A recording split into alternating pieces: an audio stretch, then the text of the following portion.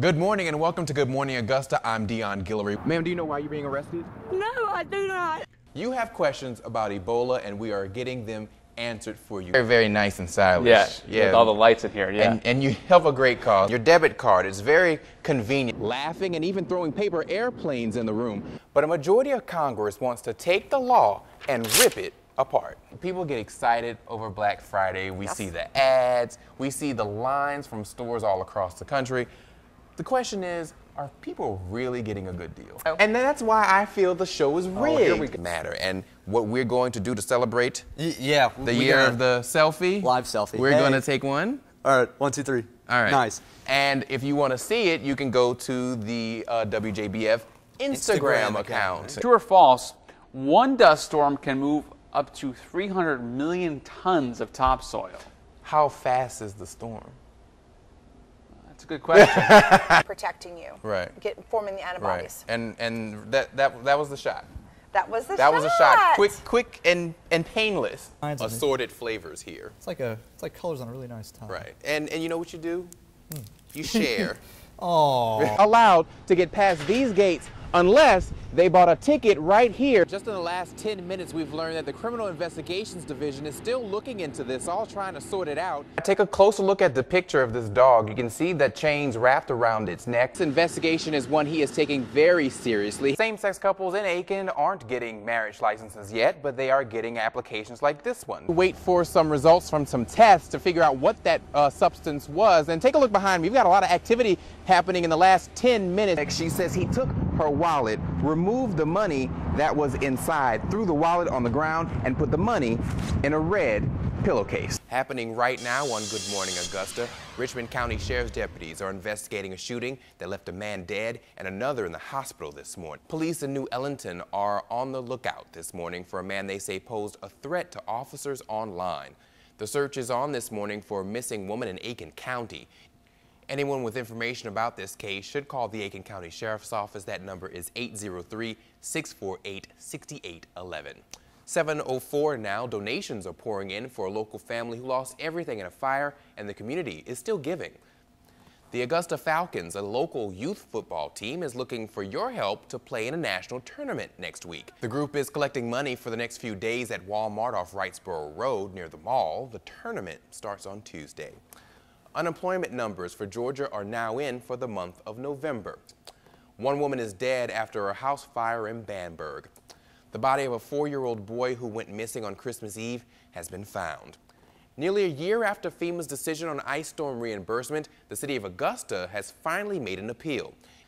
Time now is 7:07. We want to check in with meteorologist Kevin Nywood in the Forecast Center with a first look at our weather. And Kevin, a warm-up is expected today. In Columbia County, the Evans Home Depot has a drop-off station available for natural Christmas trees from now until January 10th. Augusta's new commissioners take the oath of office on Monday. Augusta's mayor-elect is planning for his inauguration. Kristen, you may kiss your bride, Kayla. Same-sex couples are tying the knot in South Carolina. Several couples were given marriage licenses in Charleston on Wednesday. Chrissy DeLagle and Haley Latham are hoping to be one of the first same-sex couples to get a marriage license in Aiken County. I'm so excited to marry the woman of my dreams, but I'm so nervous that they're going to still say no. Yeah, this is a very exciting time for us in our community.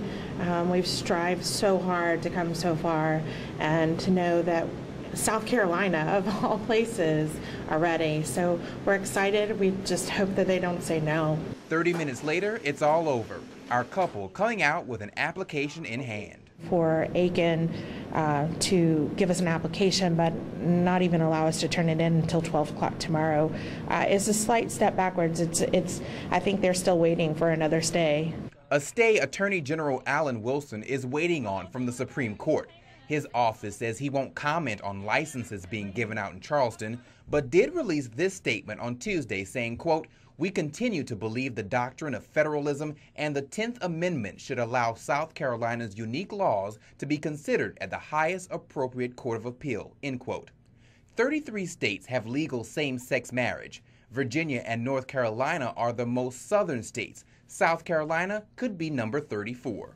We are back inside the Aiken County Courthouse. Our cameras aren't allowed inside the probate judge's offices, but I'm going to walk inside there myself to find out why they are not issuing marriage licenses to same-sex couples. Judge Angela Little says her office is waiting for an email from the Supreme Court about its decision.